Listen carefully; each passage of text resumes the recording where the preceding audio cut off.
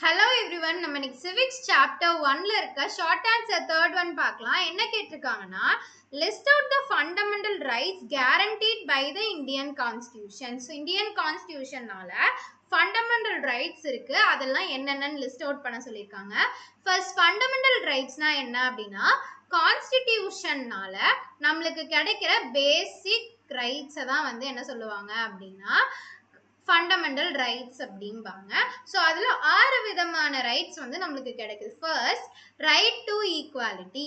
Right to equality அப்படின்னா எனக்கு லா முன்னாடி எல்லாருமே ஈக்குவல் அப்படின்னு சொல்றதா ரைட் டு ஈக்குவாலிட்டி.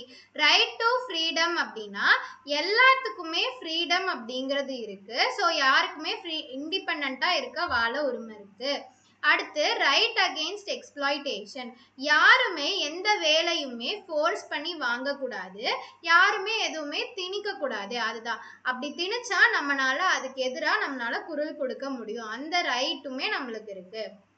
அடுத்து right to freedom of religion. So right to freedom of ரிலீஜியன்னா ஒவ்வொருத்தவங்க ஒவ்வொரு ரிலீஜியனை ஃபாலோ பண்ணுவாங்க. ஸோ அந்த ஃபாலோ பண்ணுற அந்த ரீஜியனுக்கு ஃபுல்லாக எனக்கு என்ன இருக்கு அப்படின்னா ரைட்ஸ் இருக்கு. யாரும் அதை எதிர்த்து கேள்வி கேட்க முடியாது. அடுத்து கல்ச்சுரல்ஸ் அண்ட் எஜுகேஷனல் ரைட்ஸ். எல்லாத்துக்குமே எஜுகேஷன் அப்படிங்கிறது போய் சேரணும். அதே மாதிரி அவங்களோட கல்ச்சர்ஸையுமே அவங்க என்ன பண்ணிக்கலாம் அப்படின்னா ப்ரிசர்வ் பண்ணிக்கலாம். ஸோ அதை தடுக்கிறதுக்கு யாருக்கும் உரிமை கிடையாது.